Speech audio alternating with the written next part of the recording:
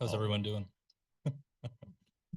Great. Are there any announcements that you want to make to the room before we get started? I would just read the decorum rules if that works for everyone. Sure. All right. So as we've agreed to present before, just a reminder that the rules of decorum here in the Ed Center boardroom are to refrain, excuse me, from disturbing the meeting. No cheering, applause, or outbursts.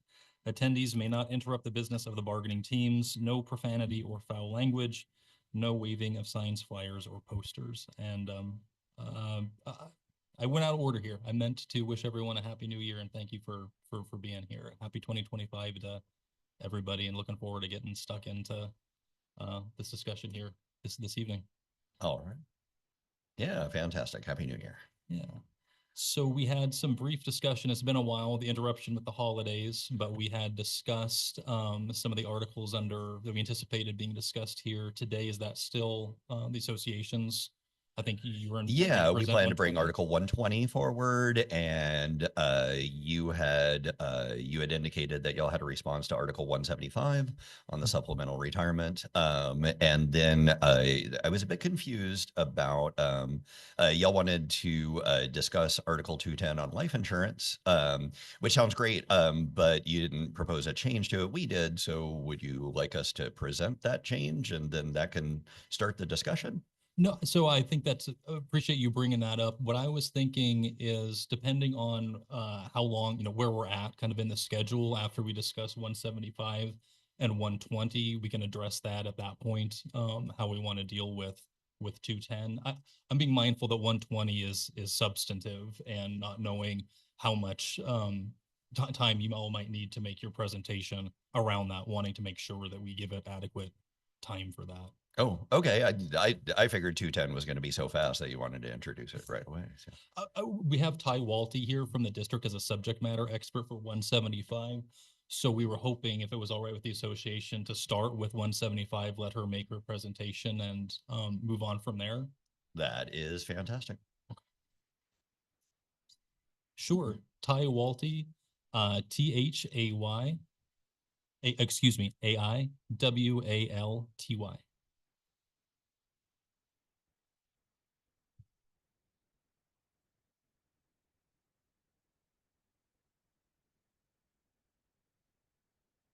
And again, just to remind everyone here, so we've invited Ty to be a subject matter expert to present information in response to our understanding of the association's proposal on 175. Ms. Walty is not a member of the bargaining team, and we do anticipate releasing her from the session once we're through the 175 discussion. So just to kind of cue it up, Ms. Walty, I understand that previously the district has had multiple vendors in regards to its retirement account benefit provider. And just with that information, could you present from your perspective how it is, what the rationale is for the district to have a single record keeper at this point in time? Hello. Yeah, so it is known previously that the Anchorage School District employees did have the option to establish an individual 403B tax sheltered annuity plan through a variety of different vendors. It was not limited to a sole record keeper. While that did provide employees with more options, there was much less regulation around 403Bs and oversight at that time. In July 2007, the IRS released new regulations around 403Bs. It was the first time in 43 years that they had addressed regulations around this. And with the introduction of new IRS regulations, one of the most notable things within that regulation is the requirement that the plan or a retirement plan have a written plan document that outlines the eligibility, limitations, and the benefits of the retirement plan, as well as holding the employer accountable for the oversight and compliance of those retirement plans. With that passing, it became effective in 2009, hence the reduction from the district from going from multiple vendors to a single record keeper at that time. The district, yeah, the written plan document provides protections for the employee to ensure that plans are being administered consistently and streamlined across the board. That was something that wasn't being had previously under multiple vendors. With offering multiple vendors, it does pose additional risks to the district, as well as poses challenges with administrative oversight, with administration and cost control. The Anchorage School District is the plan sponsor, and as such, they do maintain a fiduciary responsibility in ensuring that the decisions that are made within the plan, including investment options, the plan features and highlights, are in the best interest of the participants and its beneficiaries. Within the last couple of years, there has been increased litigation around retirement plans. One most notable case would be Hughes versus Northwestern University, with allegations of failure to produce their fiduciary responsibility, excessive fees, and failures to consolidate multiple record keepers. And so with that being said, I think it is important for the district to, in acting in the most prudent way when it comes to the retirement offerings for its employees. Some of the challenges with offering multiple vendors is coordination of contributions. While an employee may have multiple 403B or 457 retirement plans, the contribution limit, which is set by the IRS, is limited to that dollar figure and has to be and is across plans. So as an employee, while I can have 4 retirement plans, the plan must ensure that the employee does not contribute over the IRS threshold. Otherwise, there may be tax implications. The recent passing of Secure 2.0 adds further complexities into retirement plans and for plan sponsors such as the Anchorage School District. This includes the limitation of contributions for employees who make over a certain dollar threshold, and contribution limit increases that vary based on age. Another piece would be coordination of loans. Loans is a feature within the retirement plan that is utilized by employees. And while employees may have multiple loans, they are still limited to the dollar amount that is set by the plan, and employees cannot borrow over that limit. The district would be responsible as the plan administrator to ensure that dollar amounts that employers are not borrowing more than they are allowed within the plan and IRS rules. There would be this also includes coordination of plan communications across multiple plans. And so when you have multiple vendors, the plans will not be identical from one vendor to the next. Plan features and investment options will not be identical from one plan to the next. This could create barriers for our employees with accessing the information, understanding the information that's in front of them, and getting the support they need to be able to understand and manage their own retirement accounts. From an administrative perspective, there may be increased costs to the district because you're losing scale. Multiple vendors means you're breaking up one large group into smaller groups. This reduces the bargaining power of the plan sponsor to be able to negotiate for lower fees, not only for the administration of the plan, but scale in the investment options that are made available to the employees. And so this cost would generally be passed to the participants of the plan. So that we may see increased costs to employees who participate in the plan from an administrative perspective to participate. Currently, the Anchorage School District's 403B plan has one of the lower costs in the nation. We're at 24 basis points in comparison to other plans of like size where the administrative cost is generally somewhere between 0.5 and 0.78%. It was very recently, the retirement plan did do a reduction in the cost to its employees, reducing the administrative costs down to 10 basis points. So that would cost an employee $1 for every $1,000 that they invest into the retirement plan.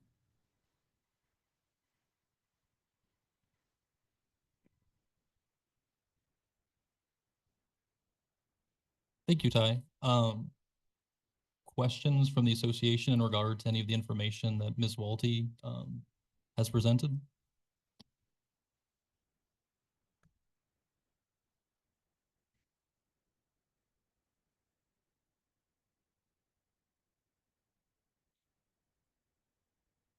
Yeah, Corey has a question.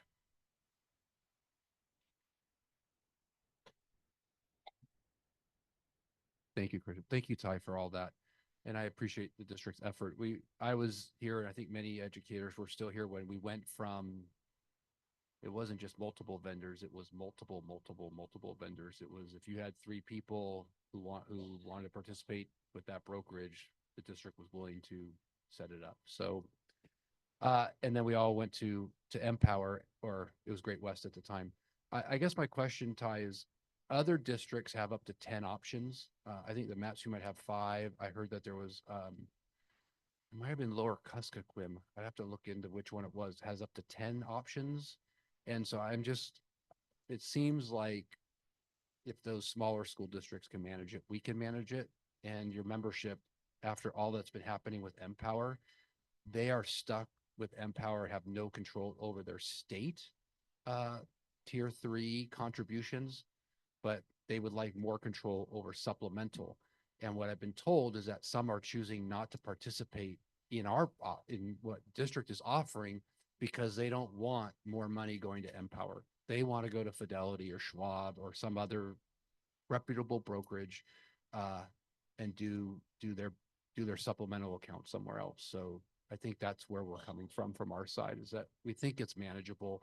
We're not asking for 10, but we are asking for a reasonable number, and we think anyway. Thank you.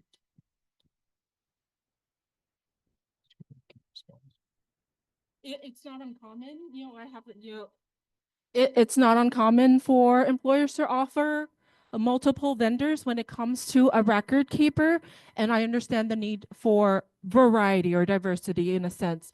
However, the record keeper is essentially a conduit between the retirement plan and the market.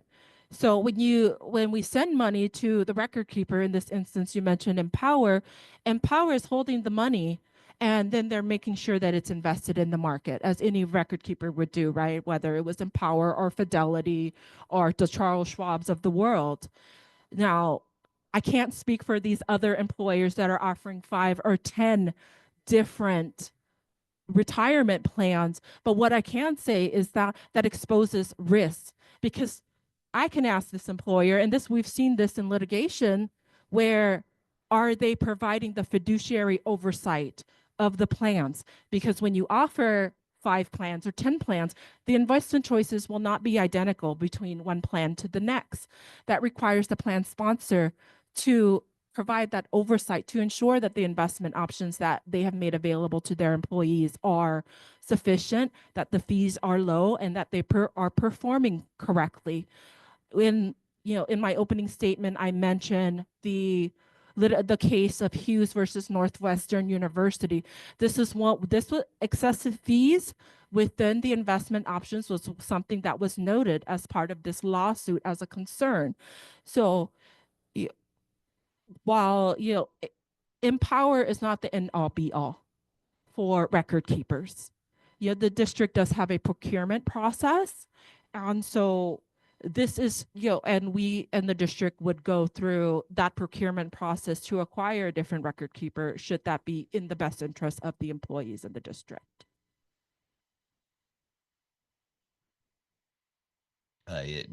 I think one issue that many of our members have is that for us, Empower is the end all be all record keeper. Like that is our option. And so we would like to have more options than that. And so I hear that that exposes the district to risk, which I haven't heard you make a connection to how that exposes us to risk.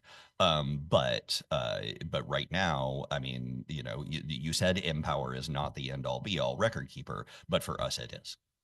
Like that is our choice. It is our only choice, so therefore it is not a choice. That's my understanding.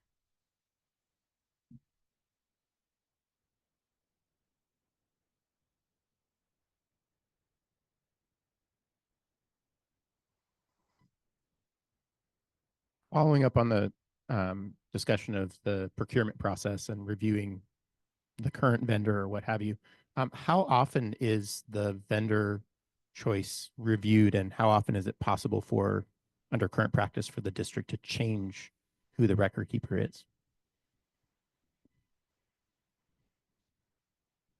Generally, from a benefits perspective, vendors are reviewed every 5 to 7 years.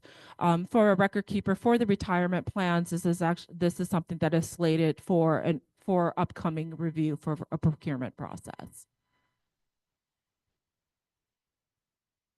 And I guess as a follow-up to that, given the district's fiduciary responsibility, has the recent news surrounding Empower with the state retirement accounts triggered a review by the district to ensure that Empower's record keeper role for its employees is meeting proper fiduciary responsibility and you know, taking best care of the members, given that that has become under great question by the ARM board and others in the state?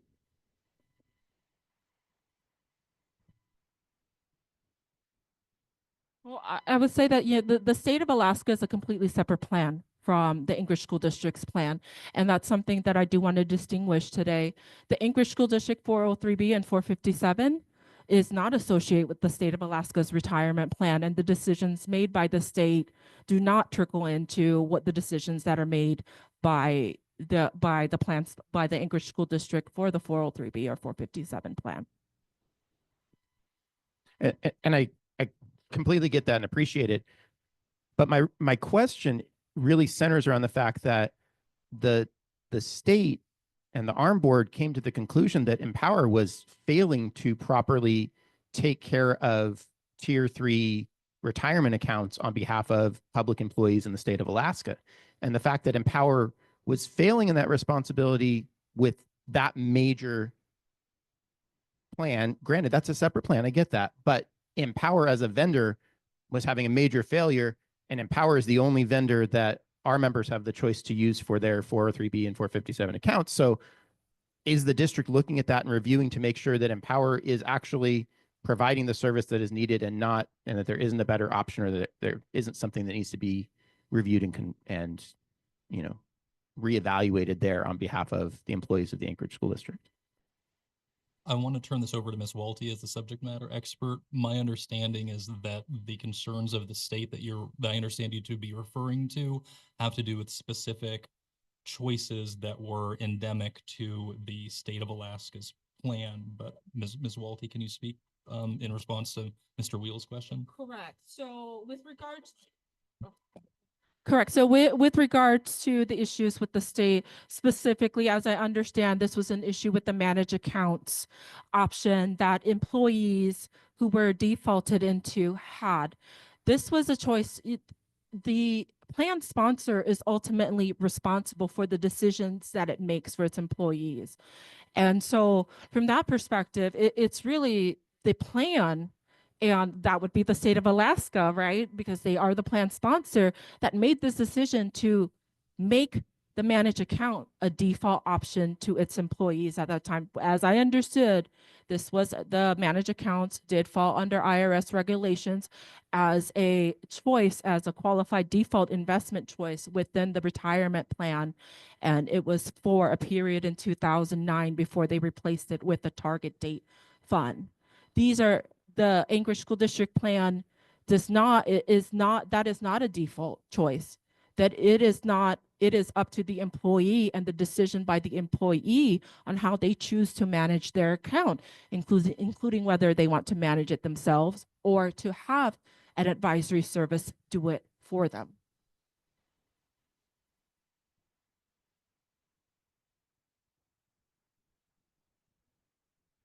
Every plan, has as I mentioned, the fiduciary responsibility. I can only speak for the Anchorage School District's 403B and 457 plan, that there is a retirement committee that oversees the plan, evaluates the investment options. The retirement committee works with an independent investment and a consultant to evaluate those choices to ensure that they are performing. And there is help available to employees if they choose to receive it.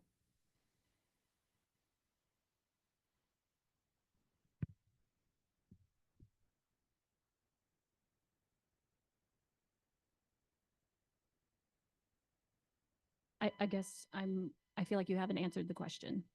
Empower has had a very poor performance at the state level, and I understand that they're totally different.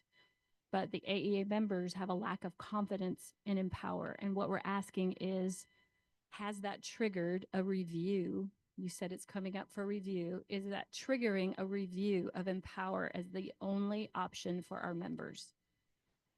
Yes or no?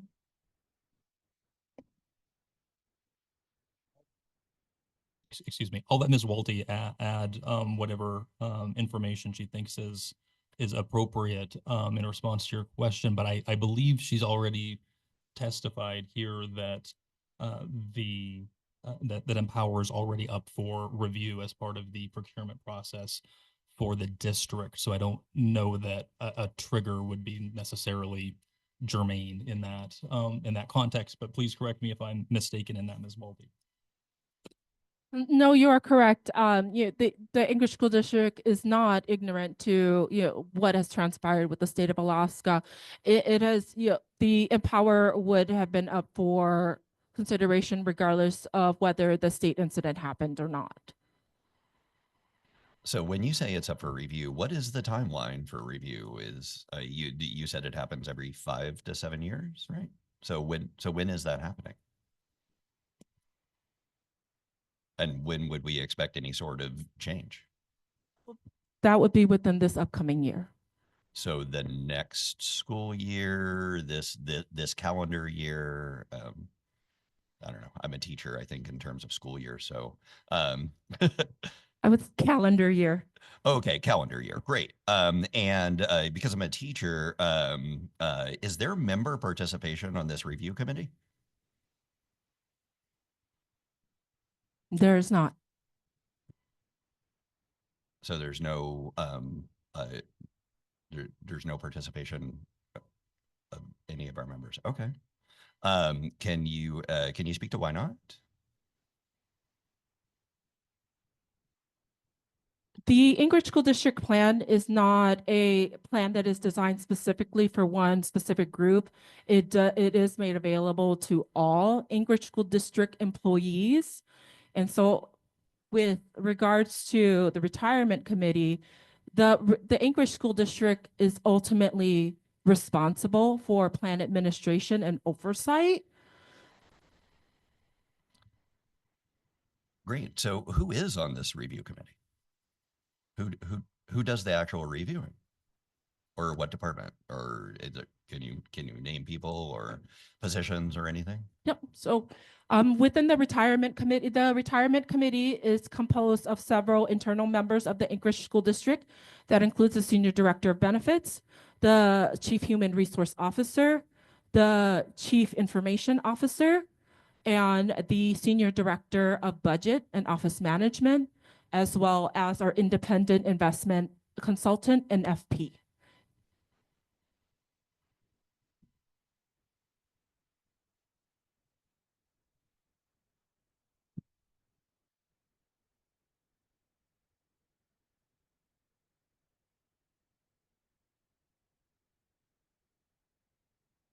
Okay. So thank you, Ty. So that speaks to our proposal about providing 5 or more brokerage options.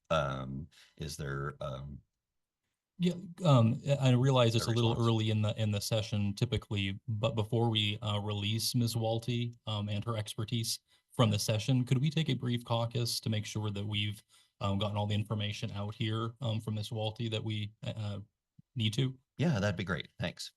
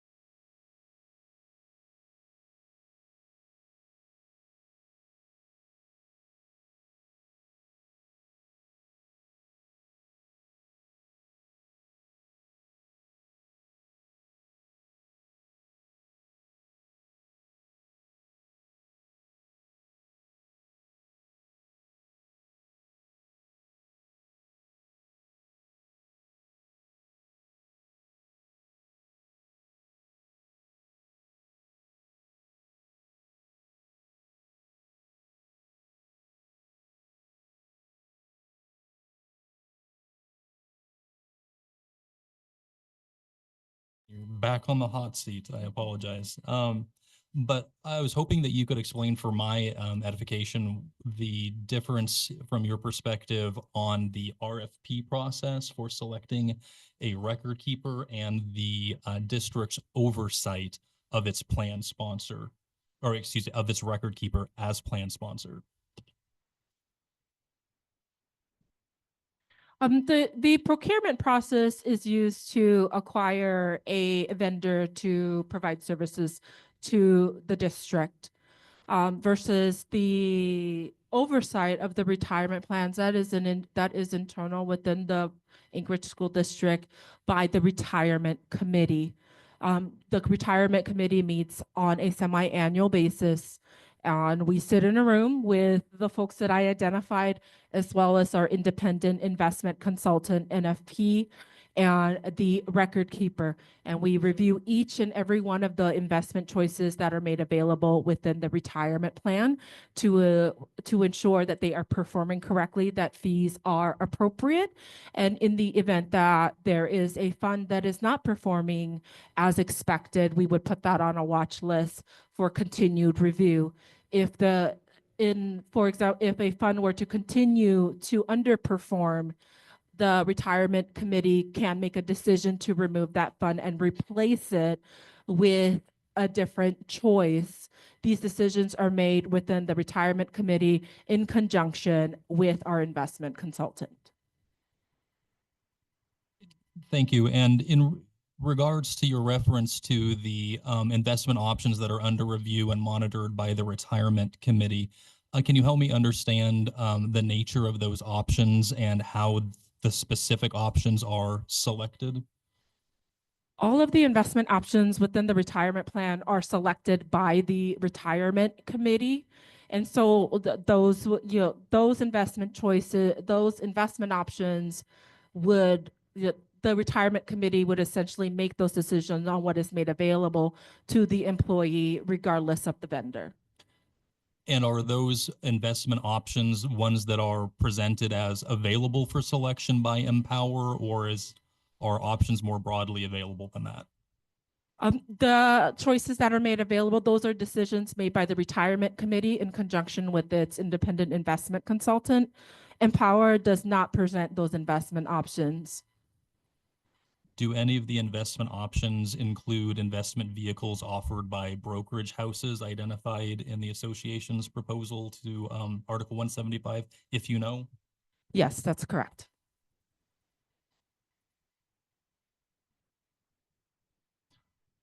Does that prompt any additional or clarifying questions from Ms. Walty while she's still available?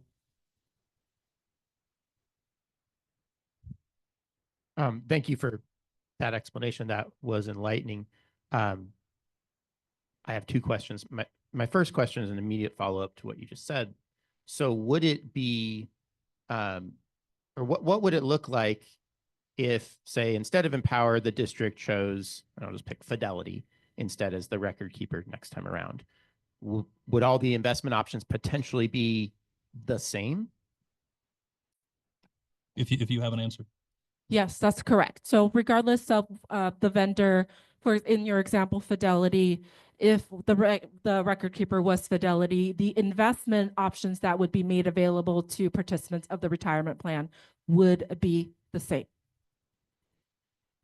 And then my second question actually goes back to Ryan's original question, because I'm not sure I caught the second part of what he asked, which is, what is the, I don't know if it's an RFP or what the process for considering the record keeper versus the process for choosing the investment. I think you covered how the investment options are chosen. What's that process look like for choosing a different record keeper?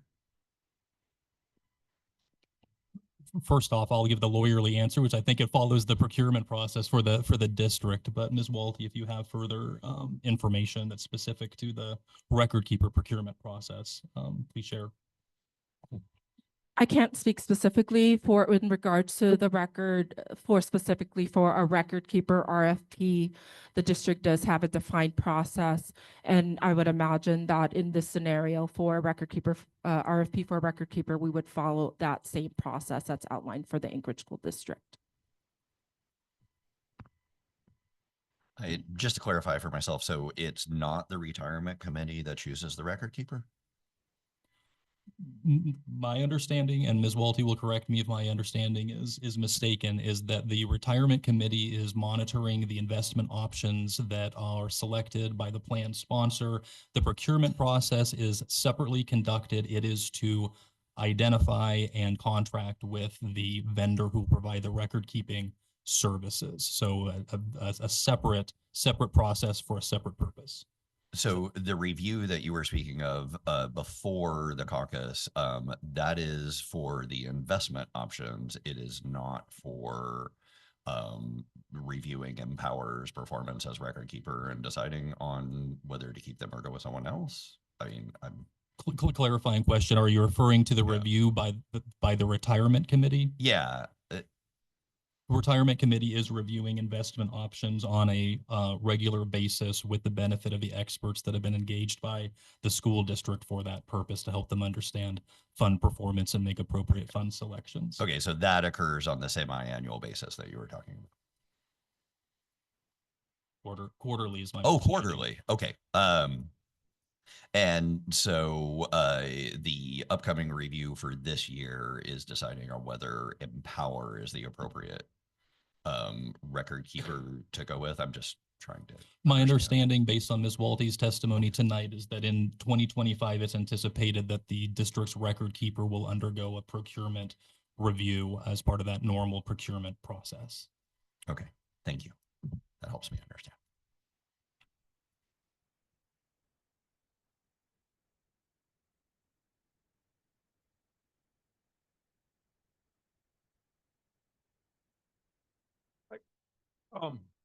And this for my clarification, because I'm one of those that don't trust anybody.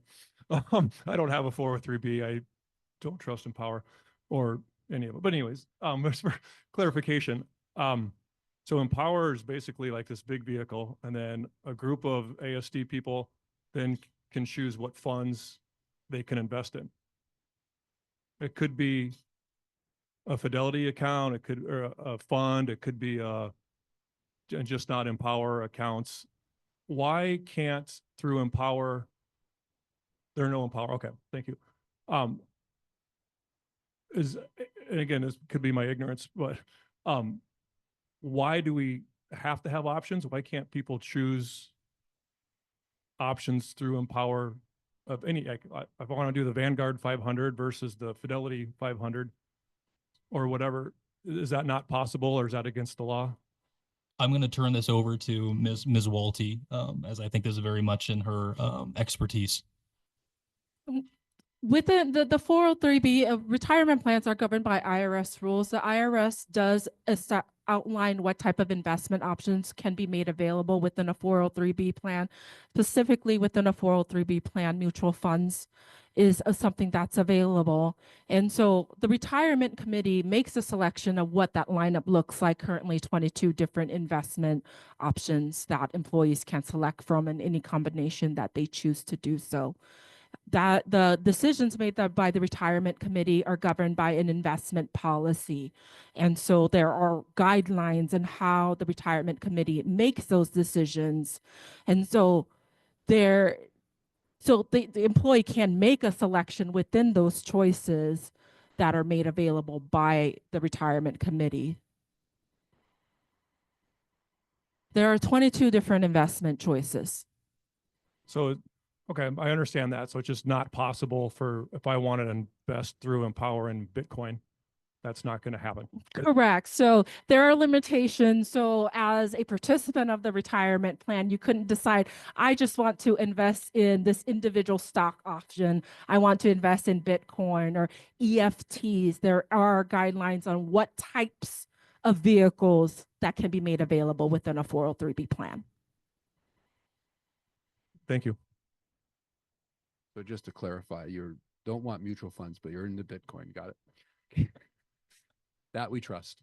Ty, first of all, thank you for your time today. I just like to, I don't know if anybody else has a comment, but if not, I just want to say thank you to you and your department. It's rare that AEA gets contacted with concerns related to your work in providing and doing the implementing 403Bs, 457s and all that. That seems to be functioning very well on our side. I do not know how to overcome the distaste members have for Empower through what's happened. I mean, over 2,000 of our members are now tier 3 and they're all stuck with Empower and have no say. A lot of frustration from our oldest educator, or oldest, sorry, I'll say, highest level, longest serving thank you, longest serving educators who got stuck in that program and didn't know for whatever reason. And Empower was not supportive on the phone. They spent hours and hours dealing with it as individuals. I've had lots of testimony, letters, emails of that situation.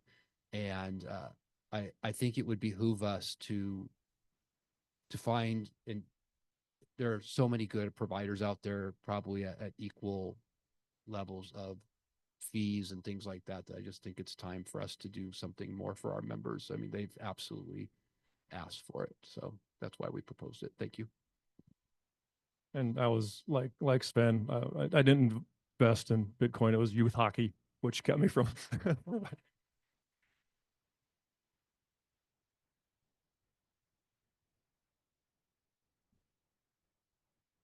Anything further on 175? Well, I don't think there's anything further I'm not sure we have any questions about that pertain to Ty. Walty, thank you again. As Corey said, I appreciate all the information that you gave us. Yeah. Right, and it's fantastic. And let me quickly echo that. Thank you, Ty. Your expertise has been very helpful, and I appreciate you dedicating some time to this evening. And we won't try to insist on you spending any additional time with us this evening. And we're gonna have to come to dinner. Thank you. Thank you. Appreciate it.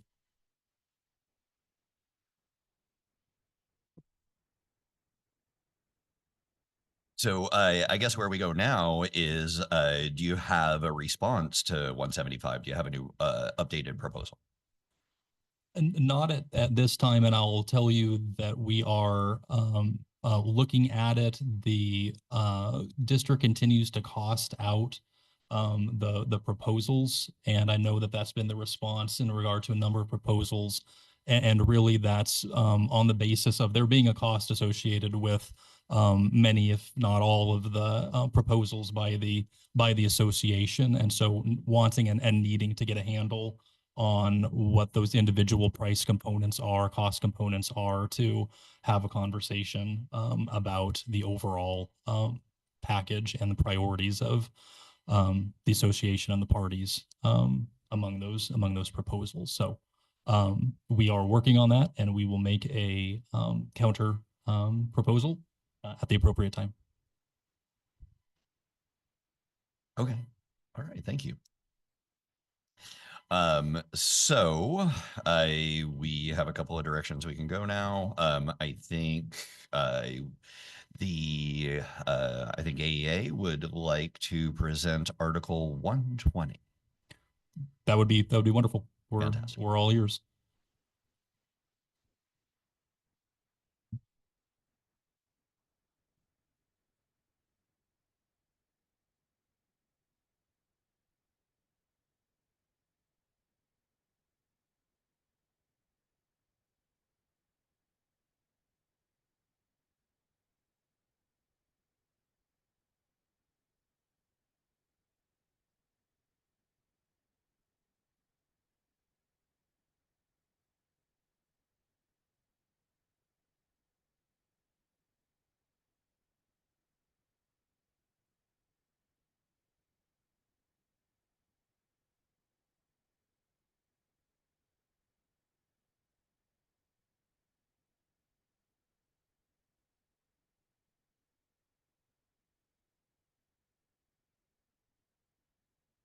All right. Now that you all have a copy of Article 120, Article 120 is salary adjustments.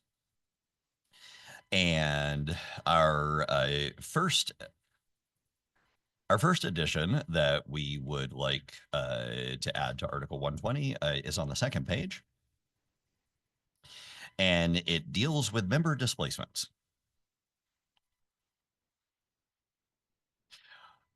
So members displaced after the last workday in January will have 5 workdays from the day they are notified of their displacement to submit a notice of resignation and receive the $3,500 early notification incentive. I'm sorry, the first change was actually on article in 120D.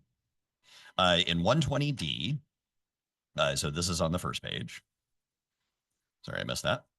Members who submit a notice of resignation with an effective date of the last workday of the contract year before 5 p.m. on the last district workday in January of that contract year will receive a one-time lump sum payment of what was $2,500. We propose that to increase to $3,500.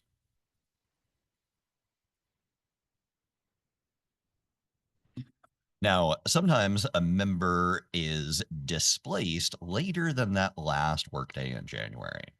And that displacement causes a change in their life situation where they decide, hey, now I was eligible for retirement. I wanted to stay at my old school, but now I am being displaced.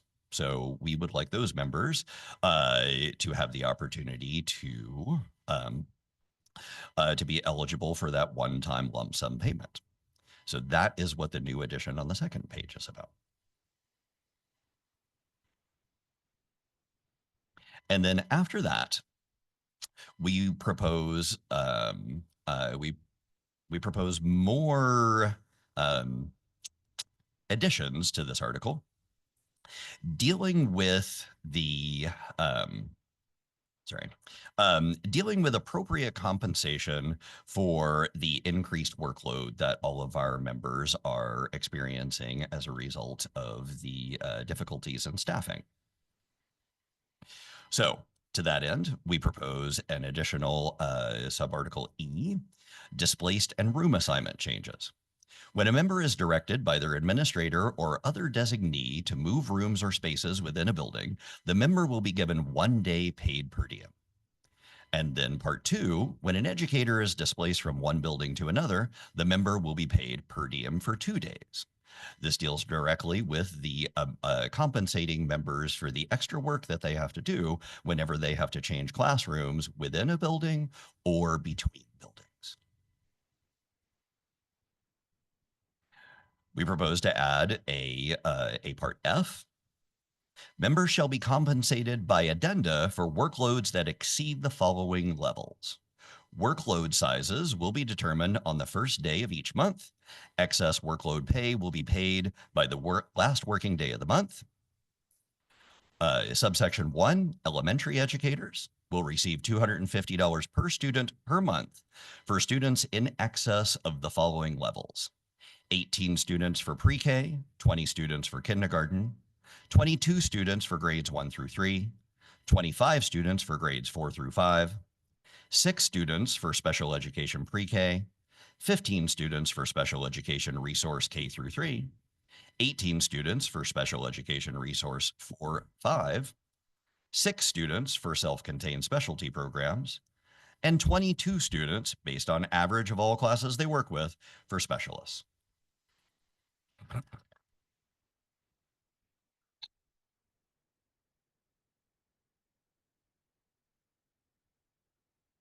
Part 2.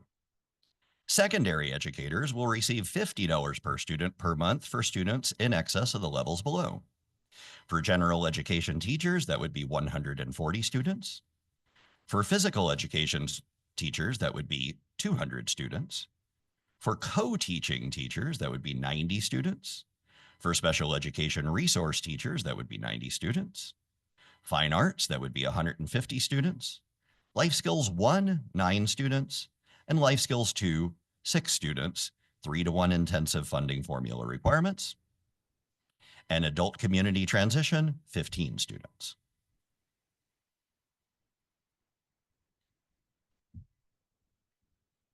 For specialists who fit none of those categories, we have Section 3. Members will receive $50 per student per month for students in excess of the levels below. 50 students for adaptive physical education, 15 students for BVI, 35 students for occupational therapist, 30 students for physical therapist, 45 students for speech language pathologist, 60 evaluations yearly for school psychologist, 250 students for school counselors. We also propose a Part 4, members implementing a newly adopted curriculum or new curriculum due to an involuntary transfer or involuntary grade or subject level change will receive a Range 3 addenda. This specifically deals with the additional work that is involved in implementing newly adopted curriculum or being told that you will change to a different level and therefore have to implement a new curriculum. We also propose a Part 5. Secondary members will receive a Range 2 addenda per prep over 3 preps per semester. Every prep requires pretty much the same amount of work, regardless of whether you teach one of those classes or 4 of those classes. And so when secondary members have over 3 preps, it is a tremendous burden. We also propose in our Part 6, all general education classroom teachers shall be paid a Range 1 addenda per semester when the number of their students with an IEP or 504 plan exceeds 10% of their total students. For every subsequent 10%, an additional Range 1 addenda will be paid. We also propose a Parts G and H. G for nurses. School nurses without a designated unlicensed assistive personnel other than the principal will receive a supplement equal to a Range 2 addenda per semester. This addresses nurses essentially not getting prep time or lunches frequently.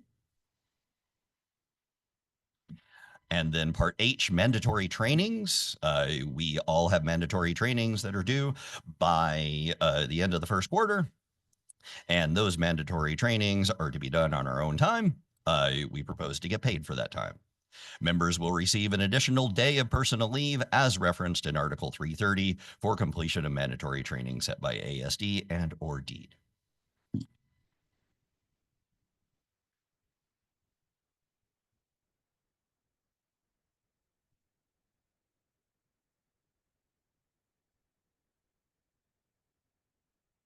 Thanks, Christian. Has the association undertaken any costing type analysis for any of the proposed changes? We have not.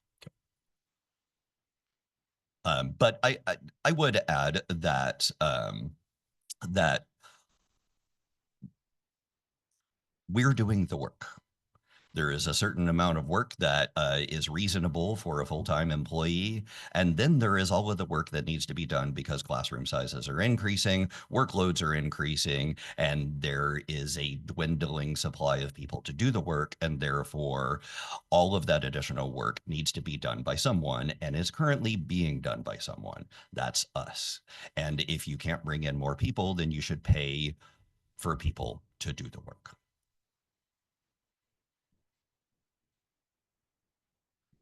This is potentially a no-cost item. All you have to do is staff us at appropriate levels.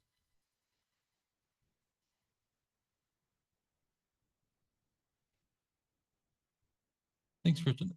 Is there anything else that the association would like the district to consider as part of its review of the proposal for Article 120? I'll offer the opportunity for my team to speak to it.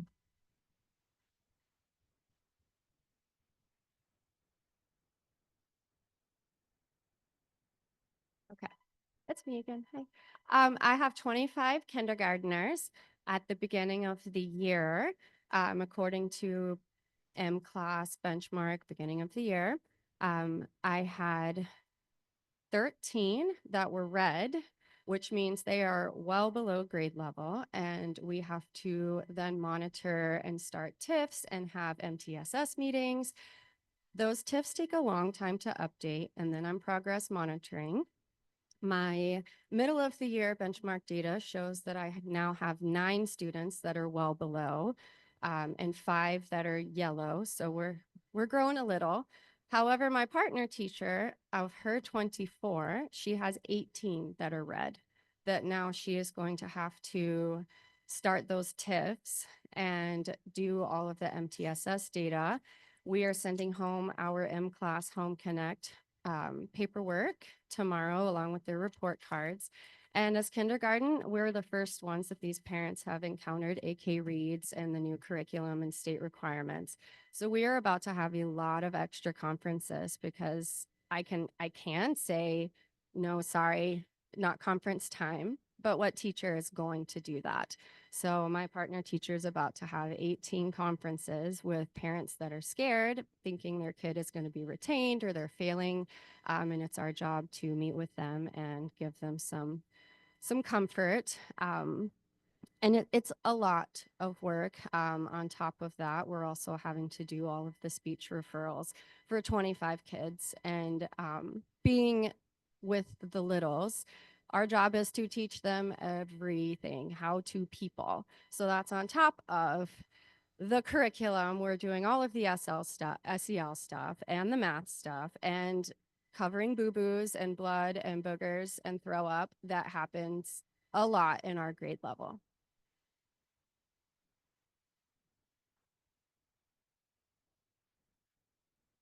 I'd like to speak to the very last item there that was discussed, which is the mandatory trainings piece, and the proposal to provide members with a day of personal leave, kind of as a compensation for those mandatory trainings. This is my 21st year teaching in the district. When I started teaching, the in-service days before the school year were part filled with these mandatory trainings. They were conducted by our principals in person, face-to-face. Eventually, we got the capacity to provide some of these trainings, and at this point, almost all of these trainings through Canvas or other online tools. And so we moved to that with the concept of, hey, now you can do the training yourself at your own pace. And then the time that had been in our schedule during those in-service days for that training, suddenly, instead of becoming more time for us to prep in our classrooms and manage as we wanted, became new other district mandated trainings and in-services taking up our time with other initiatives. And those trainings that had once been during the opening in-service days suddenly became, hey, do this whenever you can fit it in between now and the end of first quarter. So it became an additional burden on teachers. In addition, and this isn't completely on the district, of course, but the state over time has increased the number of required trainings. And there have been several in the last decade that have been added that are state mandated by law or regulation, many of which take 2 to 3 hours apiece. It's not uncommon for members to end up spending 15 or 20 and sometimes even more hours to complete all of their yearly mandatory trainings. And now that has become do it on your own time. Do it during planning time, which that used to be time that I could spend grading and planning for my classes. And now I have to spend a bunch of that time first quarter doing those trainings. Or I end up using my grading and planning and assessment day at the end of the quarter, doing them to catch up at the last minute instead of being able to prepare for second quarter like I used to, because all of that has been shifted from time that was built into in-service to now, hey, members, figure out when you can do this. And most of us end up doing it in evenings and weekends because that's all the time there is in the day for us to find to do these things that we are required by law and by district mandate to complete. And so this is a way to kind of give some of that time back as kind of a trade-off. Hey, you're spending a lot of time outside of your workday doing this because we're requiring you to do it. So we'll, in exchange, give you an in-kind day as a personal day as an exchange. That's kind of the proposal there.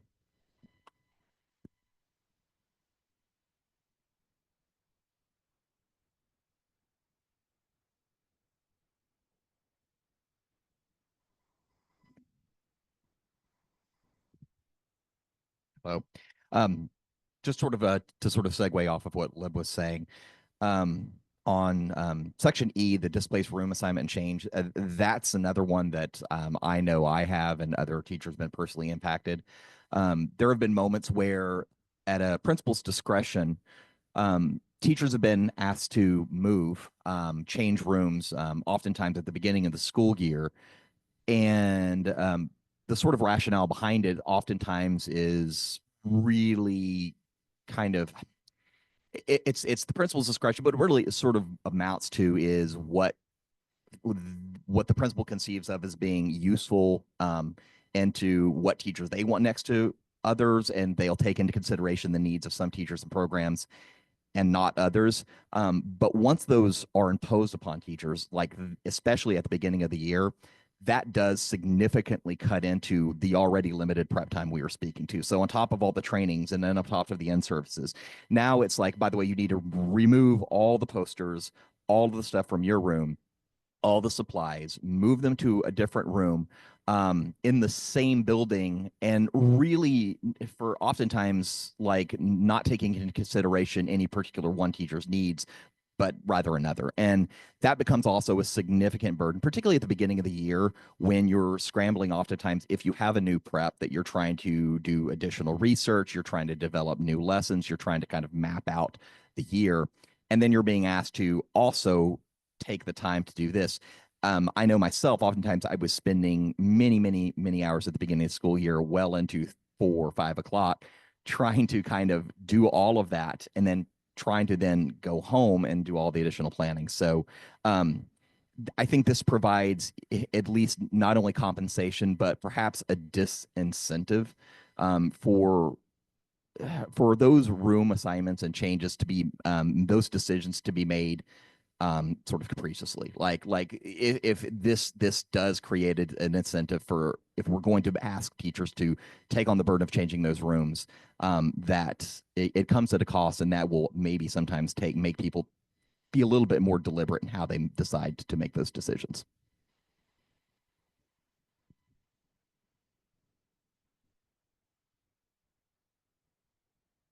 Hey, I also like to speak to number 4, situation at the elementary school that I am currently at, but I think is pretty common amongst a lot of elementary schools as numbers change so quickly before the first day of school. Our kindergarten teacher, one of them, was at the cross district training when she got a call from her principal saying, "You are now going to be teaching 4th grade, and that's going to start tomorrow." And we all went from that cross district training and moved boxes and tears, all the things, because she's only taught kindergarten with no extra compensation, no extra training. And we do it because we're teachers, except she has spent this whole first quarter learning how to do the grade book, learning, all new curriculum. And this would just provide some compensation for that incredible amount of extra time it takes to learn how to be a kindergarten teacher to a 4th grade teacher in less than 24 hours. And I'm pretty sure she's probably not the only teacher in elementary school that this happened to. So they're significant. Like, I'm sure you guys can visualize the difference between teaching a 5-year-old and a 10-year-old in less than 24 hours, and the amount of staff it took to move all of her belongings and all those things. When we all did it and stayed till 7 o'clock and reassured her we're going to all stand by her, but for no extra compensation. She's been very, very busy this year.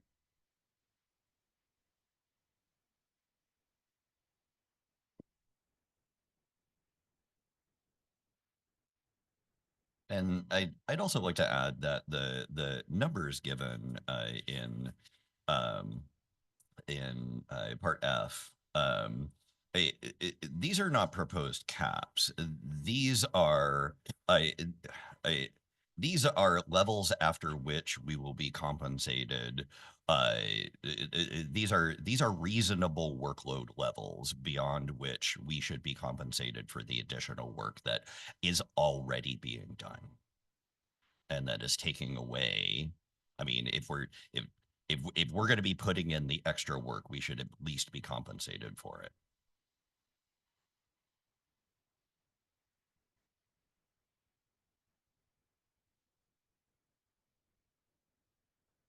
But again, going back to, it is potentially a no-cost item.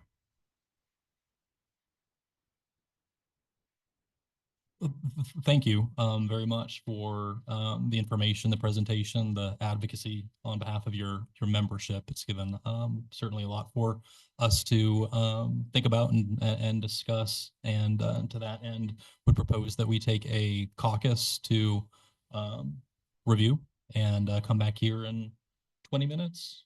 You think? 20 minutes. All right. Thank you. See you in 20.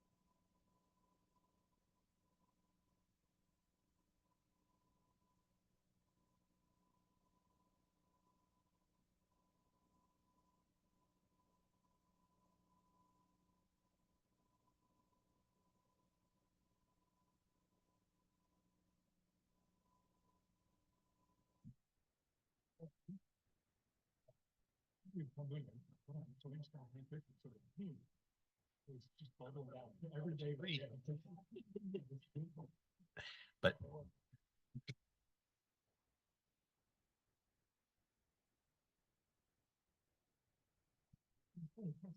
all right. Are we ready to rock? I think so. Okay, fantastic. So, y'all had a caucus and We've had a caucus. Is this picking me up? It is. Okay. Thank you for the opportunity to do that. I want to thank you again specifically for the presentation on 120. The information is really helpful and important. And also want to thank you in general for the advocacy on behalf of your membership. It's powerful, and we're hearing it on this side of the table. And again, thank you for the time.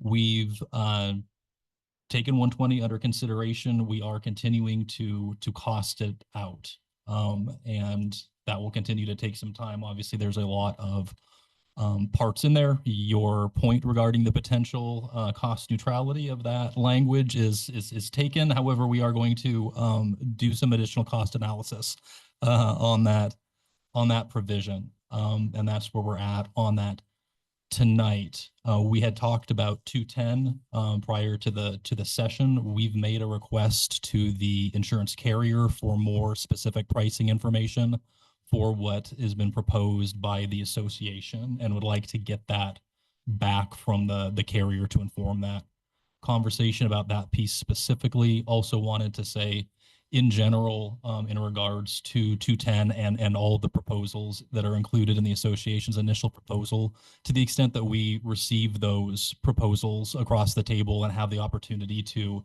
discuss with you, that's really helpful to making sure that we understand the language and the proposal as best as possible, and also to get the most accurate costing information that we can at this stage to have an intelligent conversation about the negotiations. So just wanted to generally signal that that's helpful and that we're moving in that direction to get all the costing information. But since this is a loan contract, those individual pieces do add up, and getting the cost estimate associated with all of them is important from our perspective for the big picture, to make sure that we are within the realm of the possible on the costing pieces. Okay. So to that end, would you like to receive our 210 proposal right now? We're open to it. Great.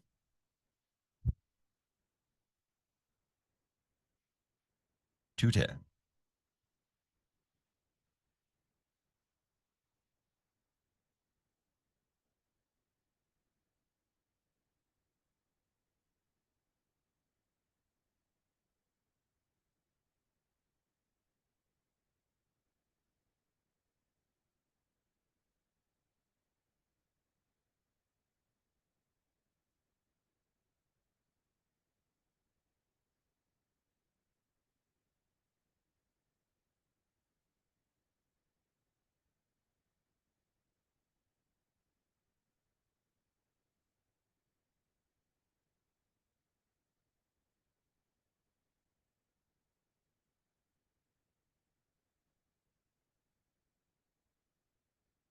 All right.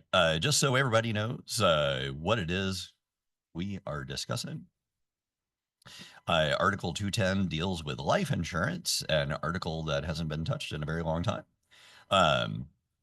The 210A says the district shall provide on a non-contributory basis a group life and accidental death and dismemberment insurance plan. Coverage shall be for 3 times the member's annual salary, rounded to the next higher $1,000 to a maximum of $100,000 as described in the insurance policy between the district and the insurance carrier. That $100,000 is hasn't been adjusted in a very long time. The coverage shall be for 3 times the member's annual salary, rounded the next higher to a maximum of $100,000 as it currently stands. So the lowest paid member 3 times their salary exceeds $100,000. So that $100,000 is no longer relevant. We propose to increase that to $300,000. So That seems like an appropriate maximum. As you can see, there are two places where the $100,000 is mentioned in this article, and we have adjusted no wording. We have simply changed the $100,000 to $300,000. As I understand it, this matches the amount that is currently in the principal's contract.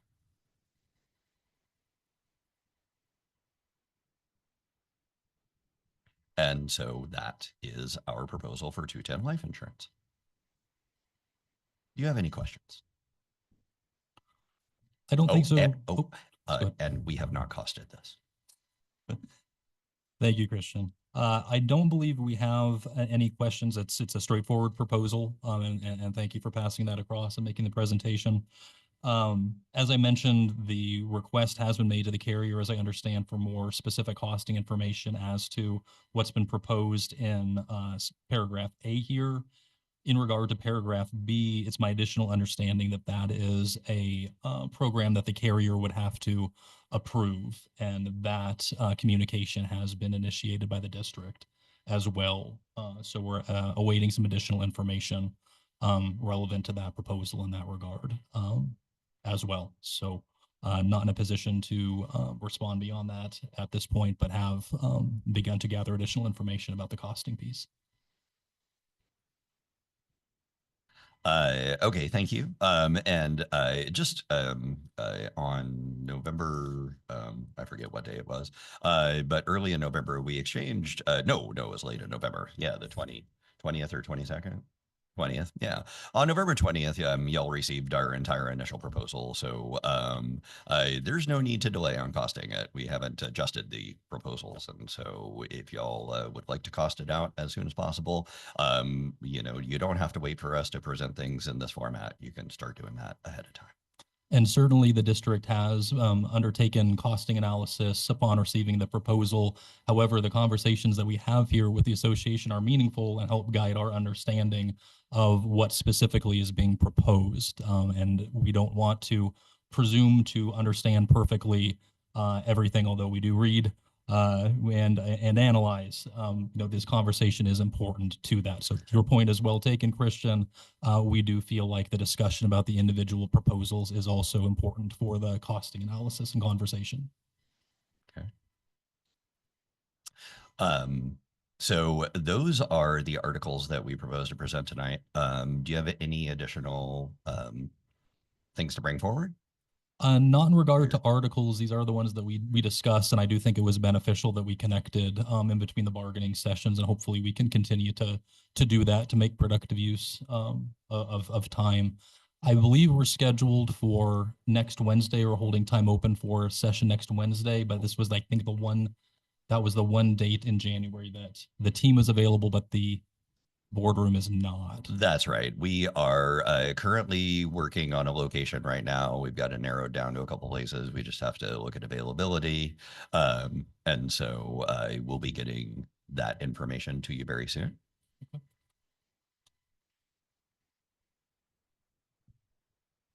Is there anything else, housekeeping or substantive, that would be useful to discuss?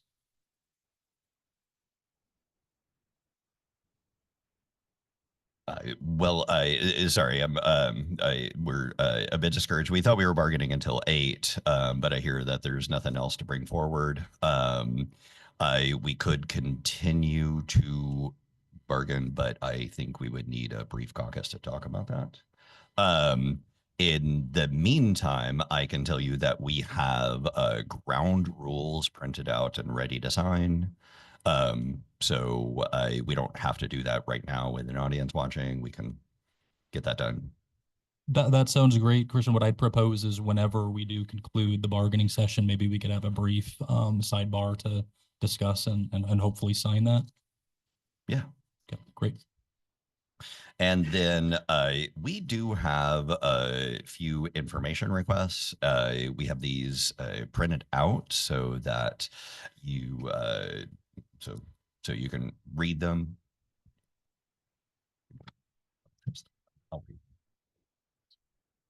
Oh, okay, great. You can read them.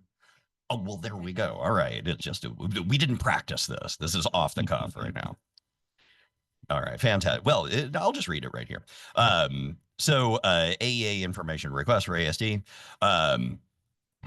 There's a few things that we need to know. In 2024, how many hours did JDO bill ASD for time spent on negotiations?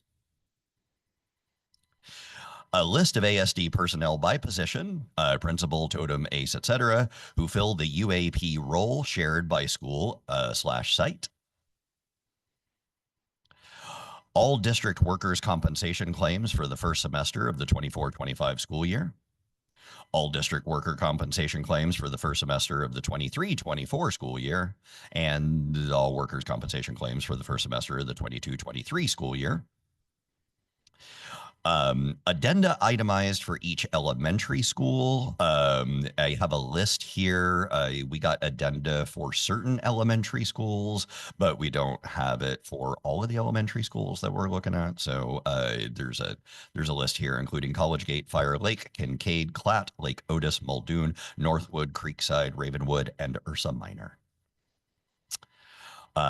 We'd also like class sizes for each elementary school for second semester. So we'd like a status update on what the class sizes are for each elementary school.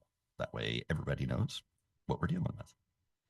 And then a complete list of 0.2 FTE for the second semester.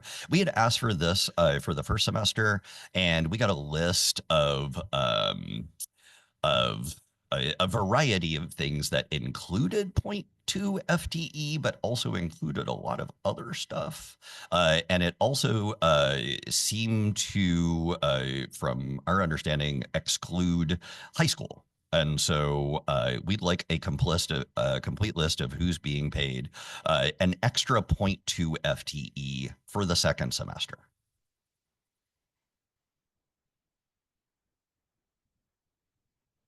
And then we got a printed list, so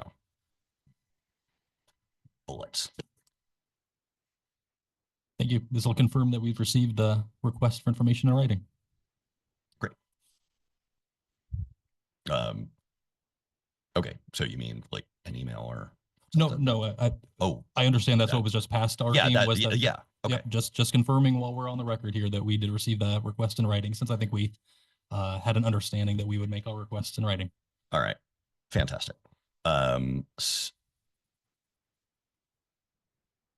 So if we could have a 5 to 10 minute caucus time with our members to see how we'd like to use our allotted time, because we had said we were going to go till 8. So we'd like to see how we'd like to use that. Okay. All right. Thanks a lot. Would you like us to return in 5 to 10, or you want to? Let's do 10 minutes. See you then.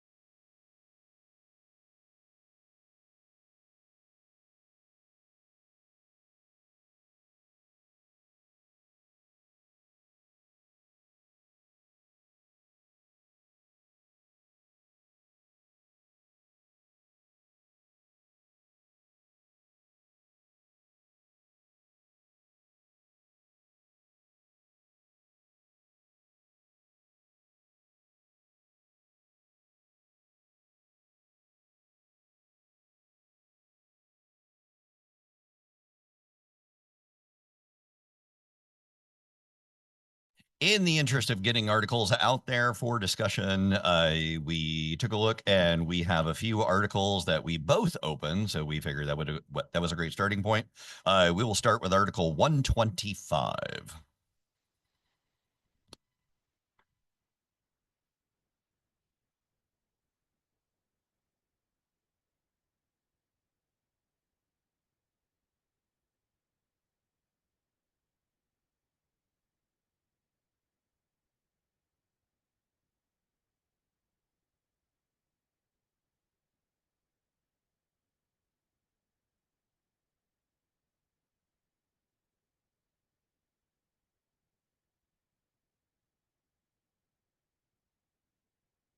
All right, Article 125, salary placement.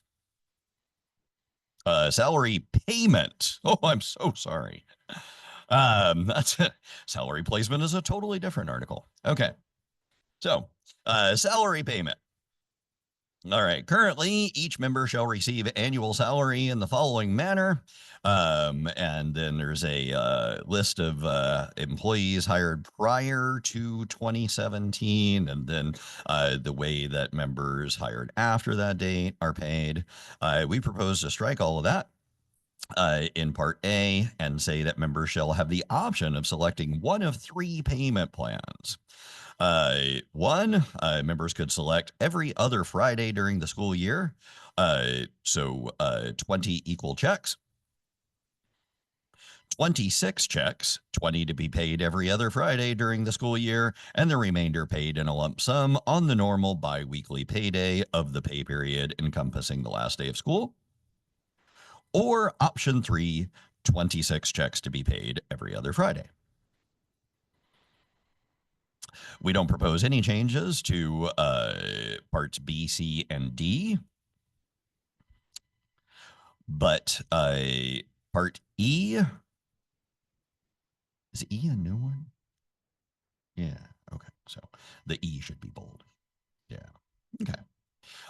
So we propose a new E, which is ASD will transmit a member's TRS funds to the state within 10 days of a member receiving their paychecks.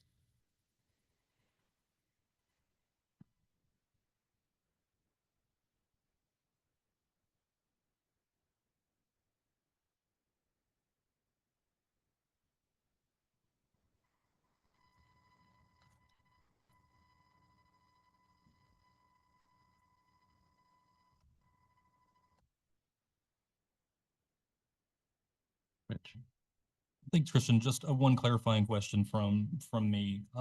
Just in regards to new paragraph E, I'm curious if the association has given any thought or has any thoughts around situations in which the state of Alaska may not be equipped in the moment to receive those contributions. Oh, are you talking about the current situation? I may be. Again, I'm just asking. Hey, there may have been an article in the newspaper today about that. Well, clearly, like when we wrote this up back in October or November, no one could have envisioned that my October and November and now December deductions have not been transmitted, or at least they have not shown up in Empower. So, and I understand I'm not the only one. So no, however, I think, given the state's current difficulties, I don't anticipate that lasting forever. And so that would be a special circumstance, but that shouldn't keep this from, being in the contract and then having some sort of LOA should special circumstances come up. Yep. Just a interesting coincidence of timing here today to be discussing this. So I thought I'd ask the question that was top of mind. Great. I'd like to pass the mic to Lynn. So almost as coincidental as having the emergency closure remote learning day the day after we discuss that proposal. Indeed. I don't know who on the team is clairvoyant, but one of us must be. At least one. At least one. I'd like to speak to E as well. This is something that I've been hearing from members for many years about.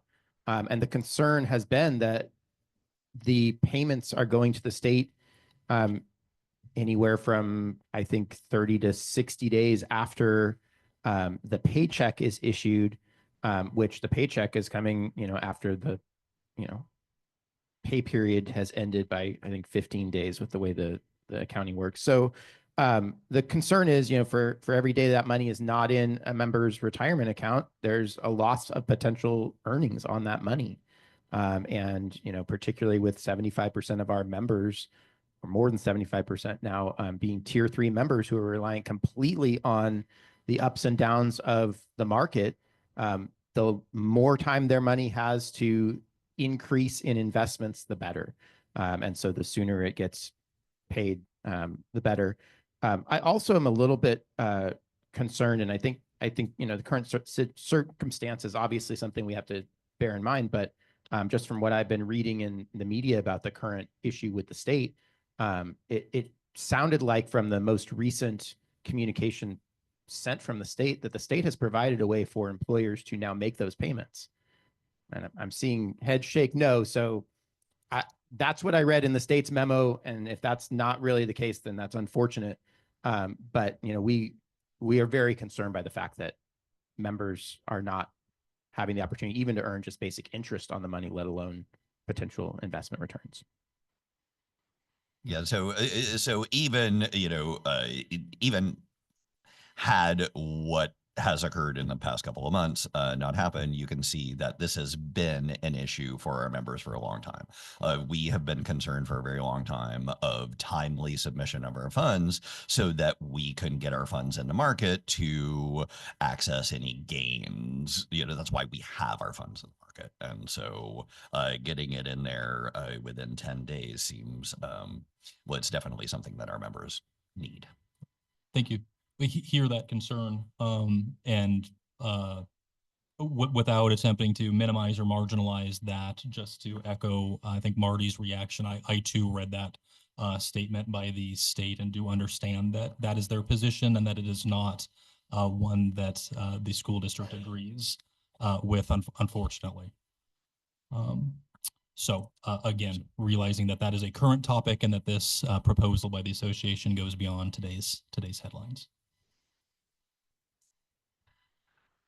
So do you have any other questions about it? What we'd like is for if you'd like for y'all to present your changes to Article 125 and then look for some commonality there. Yeah, we'll need to caucus before we'd be able to do that. And just again, in the interest of making efficient use of time, or if there are other articles that you're thinking you might get out on the table that you would like to invite us to respond to, would you like to do any amount of that before we would potentially take a caucus to discuss? Sure, let's get Article 470 out.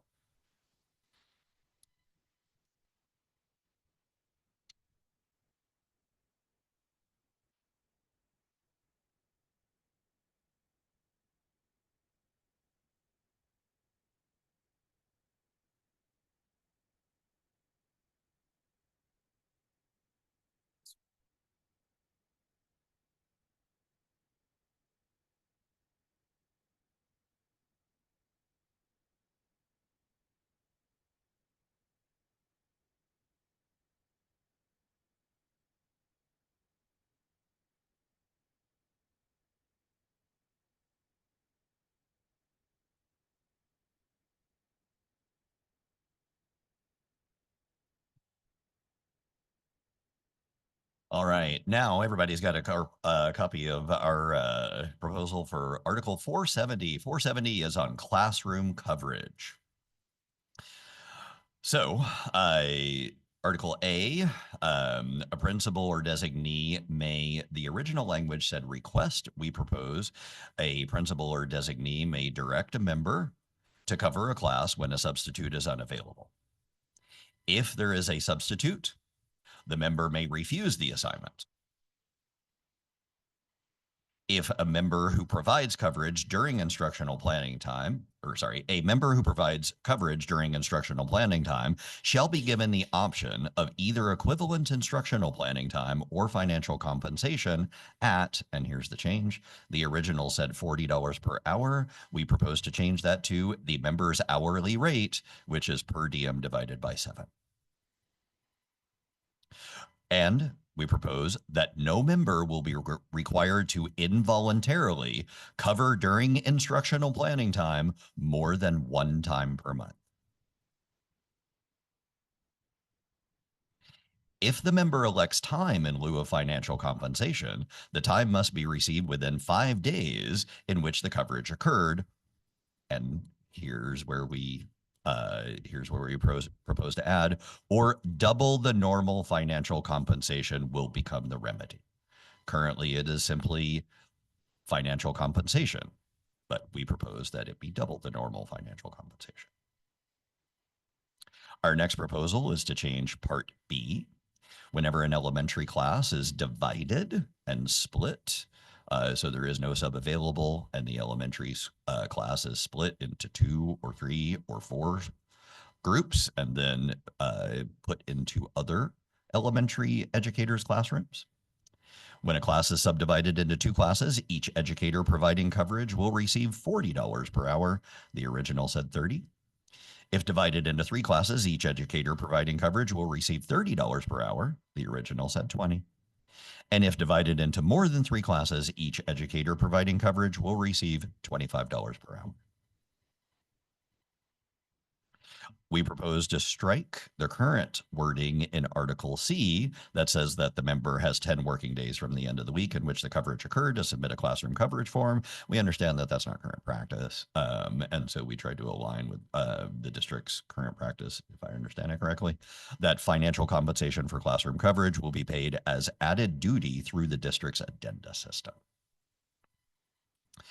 So just to speak to the need for changes in this article, currently principal or designee, whenever the current language says request a member to cover a class, they don't request, they tell them when a substitute is unavailable. And if there is a substitute, the member may refuse the assignment. In other words, like, if there's a current substitute available, we request that our members have the ability to say, no, I don't need to go in there. So no. And then the $40 per hour is gross undercompensation for our time. As the contract for JDO law shows, the minimum amount that JDO charges for their administrative assistants is currently $85 an hour, and we believe that our members are worth at least their hourly pay rate.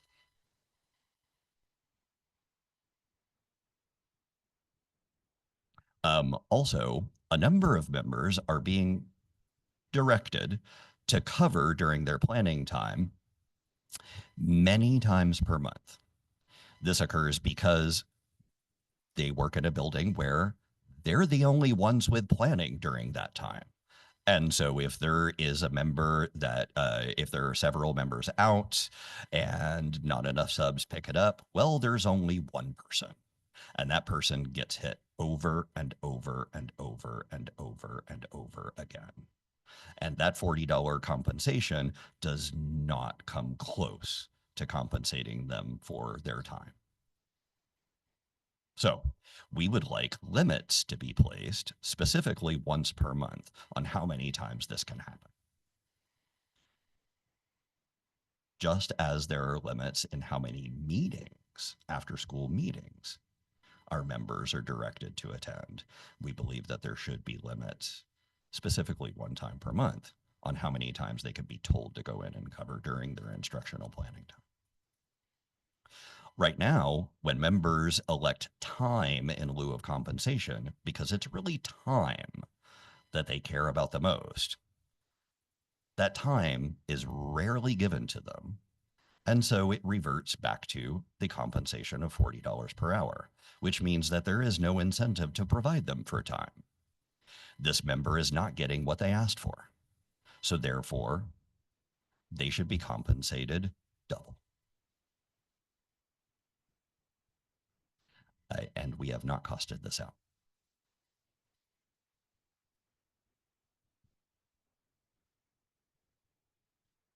Well, okay, we have costed this out, and this is a non-cost item.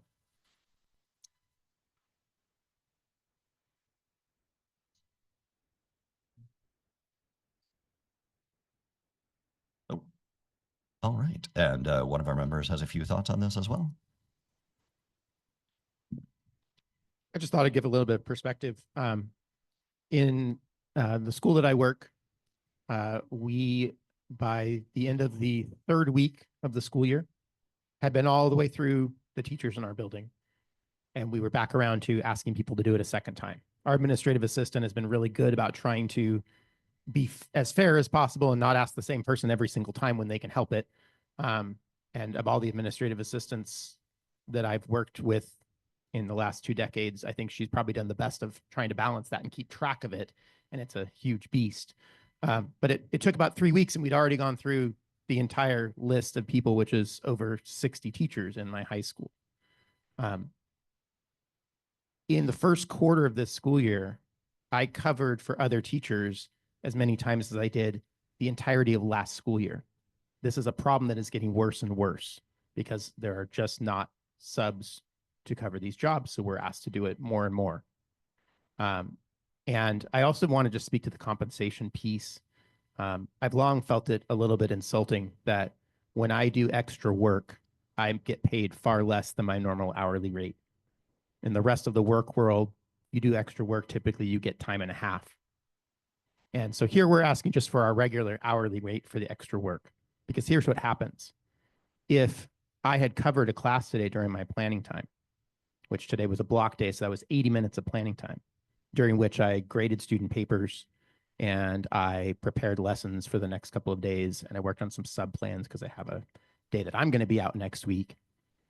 If I had instead covered for another teacher during that time, that 80 minutes worth of work, I would have ended up doing, well, not tonight because I'm here, but maybe tonight when I get home or tomorrow after school, because the 80 minutes of work still has to be done. And so I deserve to be paid at least my hourly rate. I probably deserve to be paid time and a half of my hourly rate, but we're just asking for our hourly rate for the extra work we're doing. And I think that's more than reasonable in a situation that's come up more and more and more, and people are frustrated, and it's just one more demand on their time. And so this is another way that we can compensate people for the work that they're having to do, because there is more and more work and fewer of us doing it. Thank you.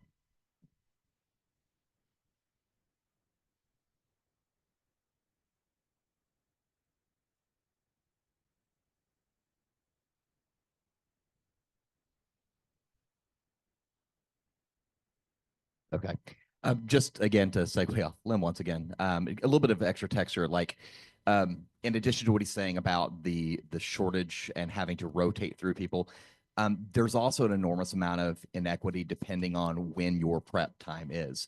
So if you happen to be a person who has a first hour prep or a second hour prep in a block schedule, you are hit with an inordinate number of coverages, because that's typically when subs who basically take the job late or don't show up at all, it's those teachers who have first and second hour conferences in secondary who are oftentimes asked to pull far more coverages than people who have prep periods during the later day. It's like a death sentence lately.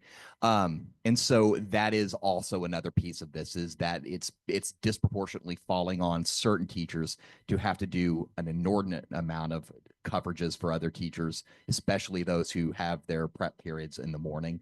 And it becomes exhausting and taxing.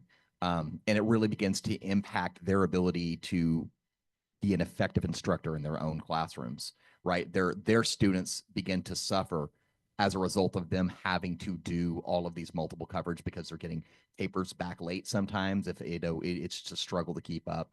And so in addition to everyone bearing that burden, there are a lot of teachers who are bearing an inordinate amount of burden based on when their prep periods are. And also, I would like to add, elementary, it's a little bit different. So previous schools, you're not going to stick kindergarten students in second grade. So those kids get stuck or split between the other kindergarten teachers. And when you have 32 kindergartners all day and you don't have a special, it is a rough day. So $40 an hour might save some sanity. And that's at the elementary level. We've had a school that I was previously at, a teacher was out quite a bit, and it's hard to find subs for kindergarten because it's its own little beast. And so our kindergartners got split quite a bit. And when there was a sub available, the super subs, they kind of get taken by the front office to do the copies. So certain principals don't like to give those super subs out. So even though there was an option for a sub, we still had 32 kindergartners in the class. And you can't even teach at that point because I don't know those students. So we're falling behind on our curriculum as well as trying to maintain our sanity.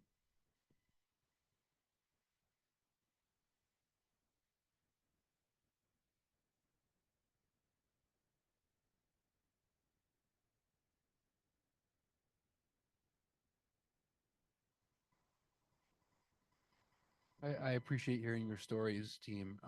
I'll just say I think it really does come down to what we're looking for, and that is student outcomes. And every time that we are being asked to cover, that's taking away from our current students and potentially not delivering very well for the students we're covering for because we haven't prepared.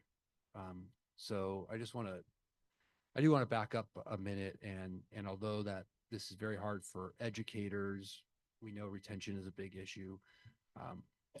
It's really the students that we're advocating for at some level, and I want to bring that back around to the front. That's something I think we all can get behind, and how to support those spaces that need that extra support is something I know we're all struggling with. Don't know what to do about that, but I want to bring students and families back to the front here before you guys end your talk.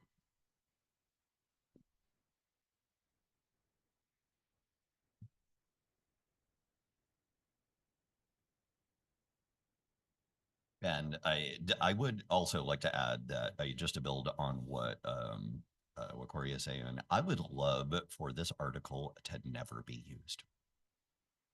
That would be my goal. I would love for this to never come up. But I'm looking at one of our information requests for fiscal year 24, and I am not exaggerating when I say that this article has been used tens of thousands of times. As a matter of fact, if I add this up, we are in the hundreds of thousands of times. So that's kids that aren't getting for one, I mean, the person's gone, right? But they are, the teacher is having a tremendous amount of difficulty preparing for the classes that they need to teach, and the kids aren't getting what they need from their education. So in an ideal world, this article would never be used.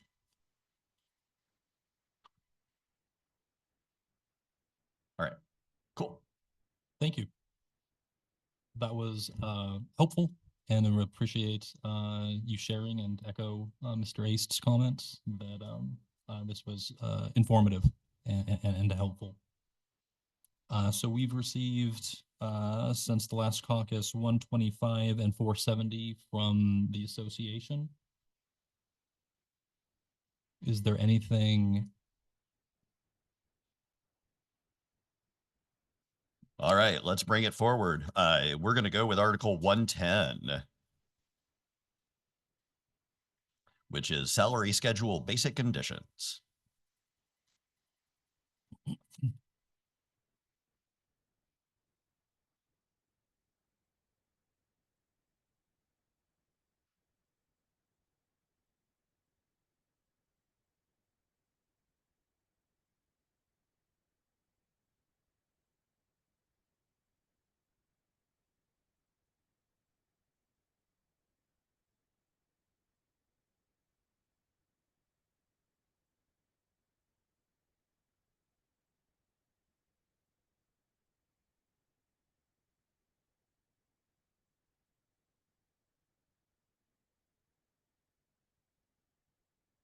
All right, Article 110, salary schedule basic conditions. Part A, we don't propose to change anything. Part B, though, those members of B72 who did not receive step movement in the, what would be the 24-25 contract year will receive an in lieu of step in the amount of $2,000, prorated by their 25-26 FTE for the 25-26 contract year. The current amount of in lieu in step is $1,500. We are proposing to change that to $2,000.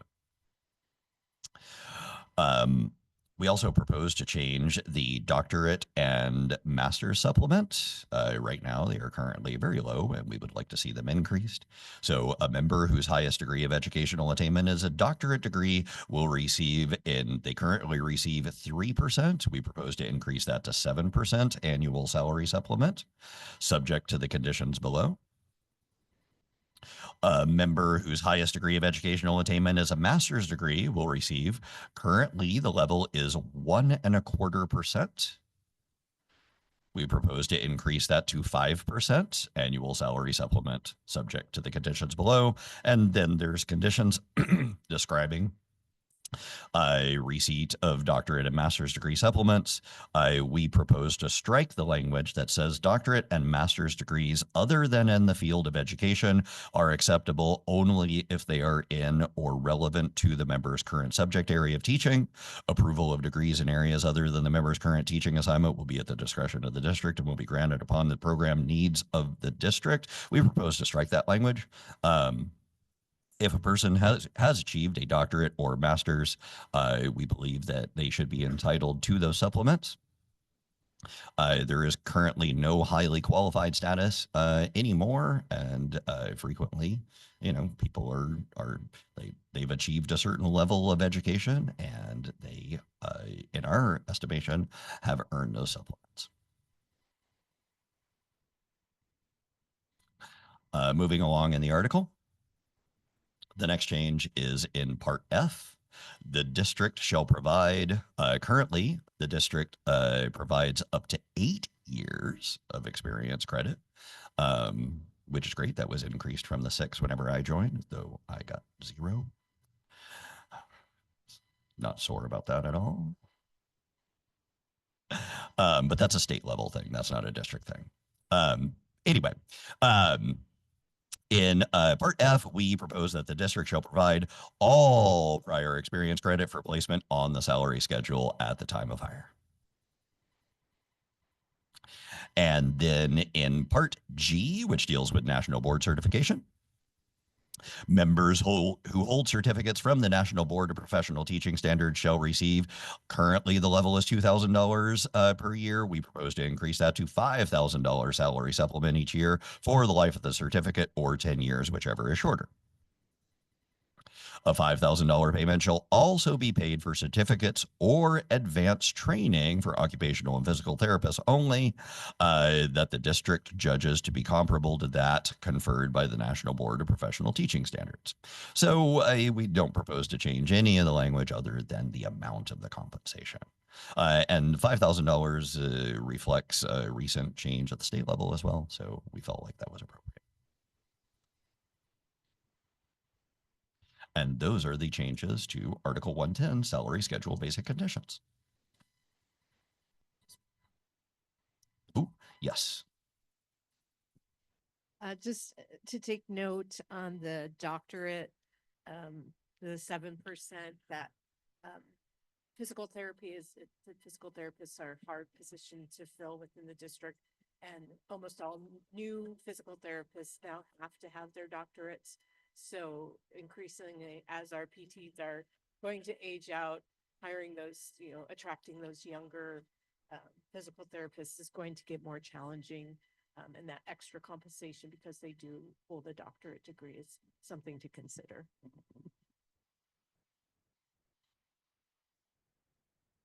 And on a similar note, I'll add that we also want to ensure that the handful of our members who perhaps have JDs would be recognized for that degree in particular. I had a colleague who's no longer with the district, but she taught criminology and law studies, and her law degree was not credited as a degree. She was only credited at a bachelor's plus credits, which seems like an absolute insult to a member with that kind of degree. But the district exercised the fact that it's at the district's discretion in this language and chose not to recognize and compensate her for her expertise. So we'd like to see that fixed.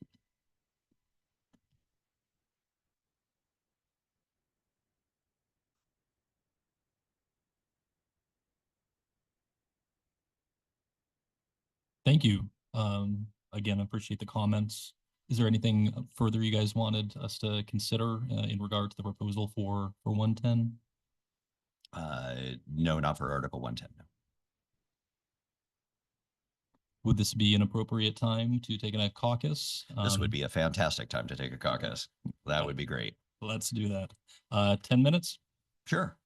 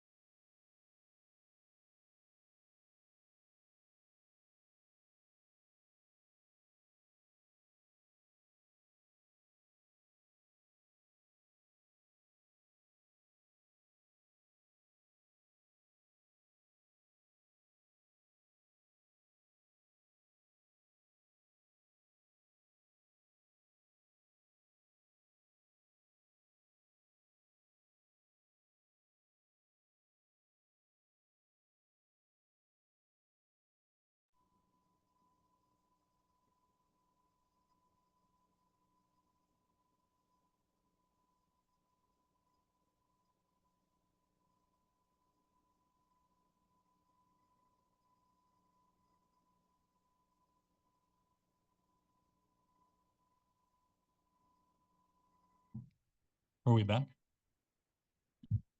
All right, we're back.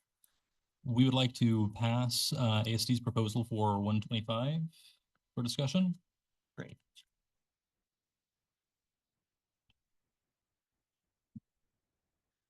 $125.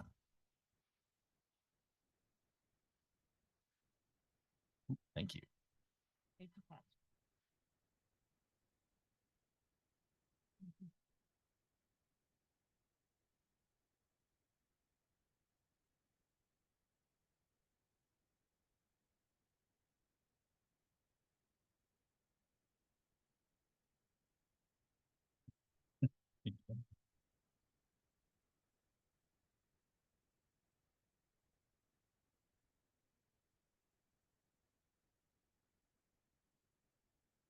So it looks like everyone has a copy of ASD's proposed 125 salary payment.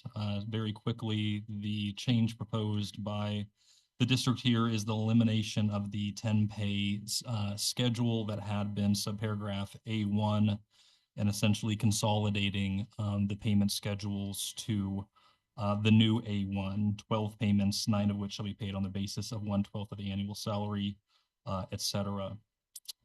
The district is proposing this consolidation as a way to capture some operational efficiencies and eliminate some administrative burden. As it currently exists, only 8% of AEA membership is still on the 10-pay schedule. Each payment schedule does have an administrative burden associated with administering it.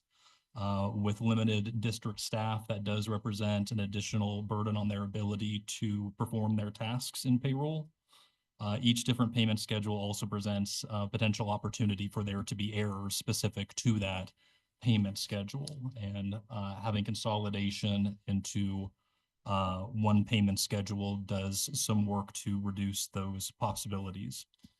The concerns that the district has presently with the proposal for a biweekly payment schedule include the fact that getting first paychecks out on the September 15th pay date is already an extremely difficult task for the district to undertake. As we understand the proposal for the biweekly payment schedule, that would require the district to be issuing an additional approximately $36,000 or 36,000 paychecks over the course of the year. Again, that represents a significant additional administrative burden.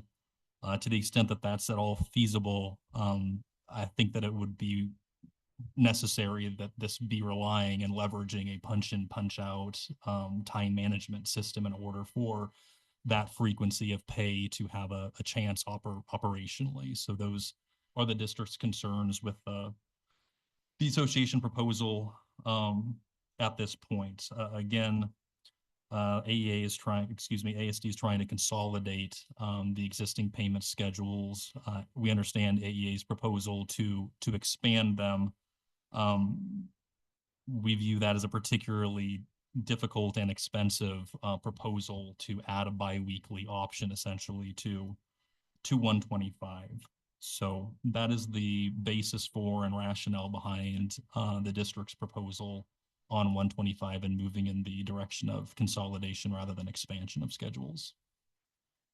So besides the first paycheck, I'm having difficulty understanding why biweekly is such a challenge. In the previous school that I worked for, paid us twice a month.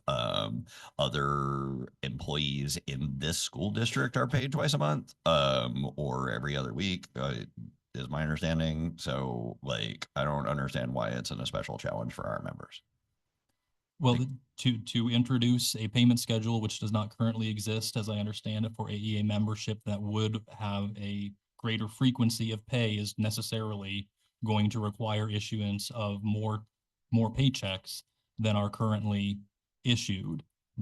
More paychecks, more work, more administrative burden, more opportunities for error. Those are the concerns that the district has with the proposal that AEA has put forward, and why the proposal from the district is moving in a different direction. We wanted to highlight the rationale behind that.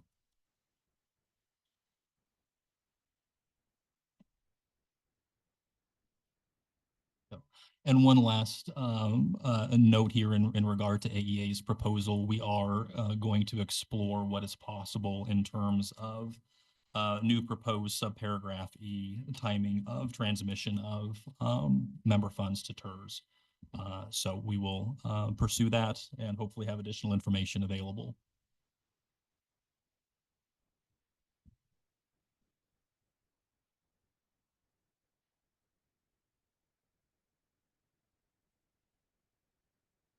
And a point that I'd be remiss not to make is you are correct. There are employees that are paid currently by the district on a biweekly basis. They are reliant on a time management system. So hence my comment about that likely needing to be the underpinnings of any biweekly payment program.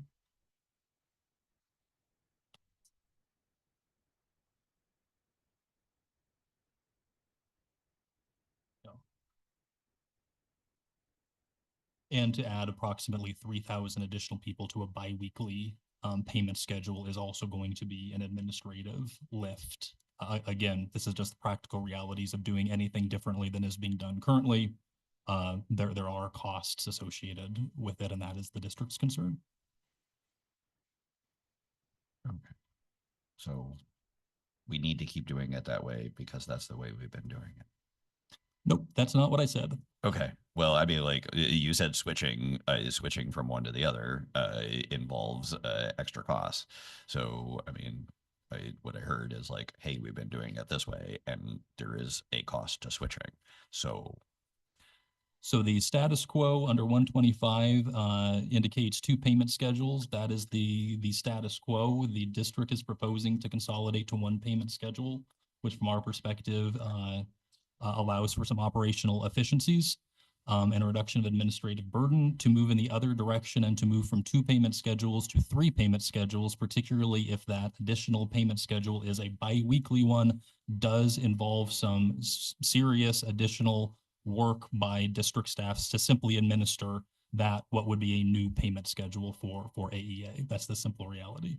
okay. I mean, that simple reality is, I mean, it's been challenging for many of our members to understand because they have worked other jobs where they've been paid twice a month or biweekly. They have spouses that are paid that way. It seems like much of the world is paid that way. So it's always a challenge for us to understand why it is so challenging for ASD to understand. And I understand, and I hear you saying that there are administrative costs, which I do appreciate. I mean, and you're right, there are twice as many checks and twice as many things to get online for us to check with payroll. But it seems to be a burden that many other organizations have overcome. As a matter of fact, whenever I speak to other people, they are shocked that we are paid one time per month. I don't know anyone else who is paid that way that gets paid a salary. So I just okay. So now I'll pass the mic on to another speaker.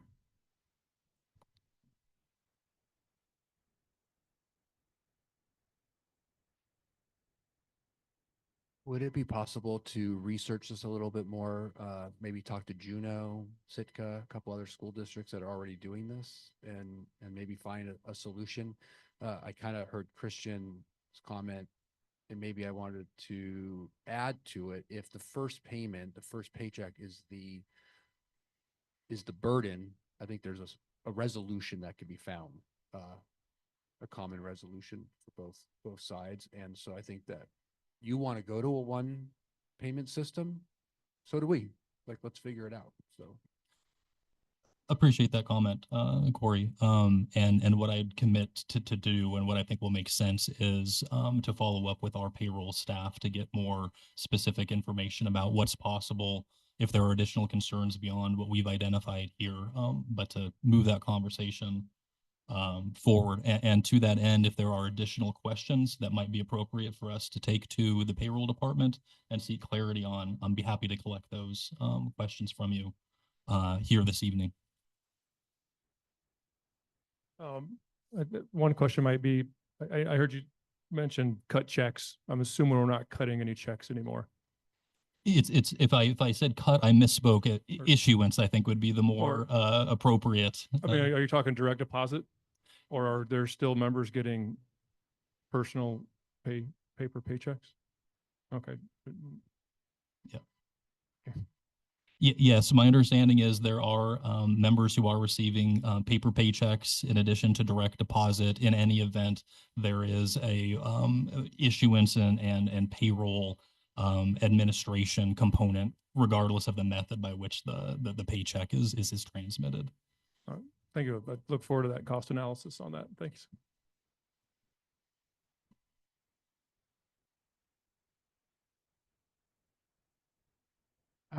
I'd be curious to hear more about why moving to a biweekly would necessitate something like a punch in, punch out system, simply in that we already have online automated systems for our attendance, in that when a member puts in for leave, it's actually in two separate online systems.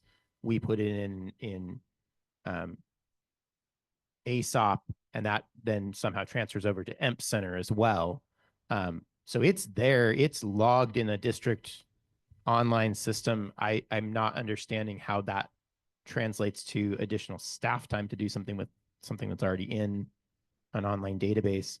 I will just add personally, I'm kind of curious what the staff time is involved in cutting a check, if we're going to use that term, simply because it seems like in 2025, accounting software is pretty advanced. And yet I sometimes hear things when talking to folks about payroll about how, it seems like there's like, I don't know if somebody's sitting there with an abacus or what's going on to calculate things. Shouldn't this, I mean, I've looked at software for, personal self-employed small business that, does all the math for me. So I'm just kind of not completely following, and I'll confess that, that's not my area of expertise. So perhaps, some clarity on why that is such a more significant burden would be helpful.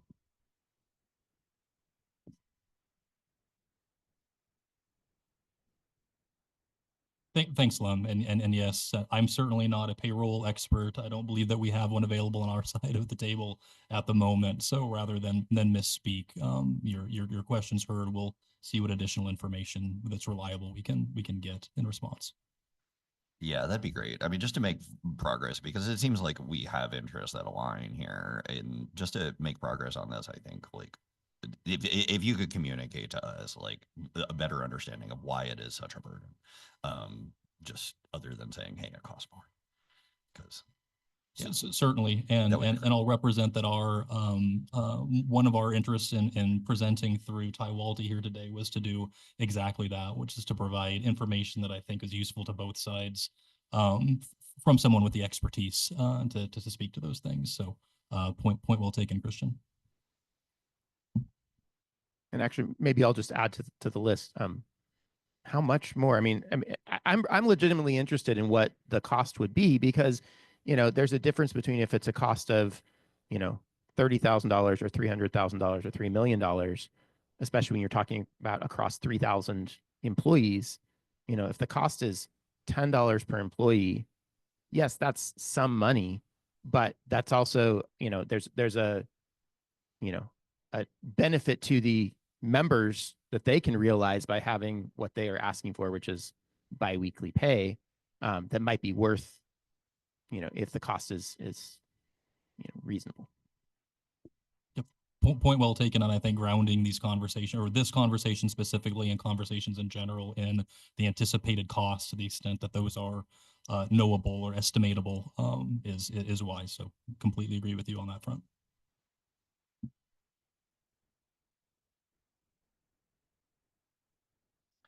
all right. I guess what Lem is asking is, have you costed it out? We are working on it. We are in the process of costing these things out as we speak. I know we're getting beyond. Oh, we are. We're right at 8. I'm cooked, man. Yeah, no, and really appreciate everyone's time and energies and passion too. This is helpful and productive from my perspective. So thank you. I think we have an agreement to meet briefly if you still got that amount of energy on tap. Right there. Yep. And we will be in contact regarding the location for next week's anticipated bargaining session. Yeah, we're working on that. I think we're pretty close to figuring it out, but we got to go through rentals to get it done. So, all right, there we go.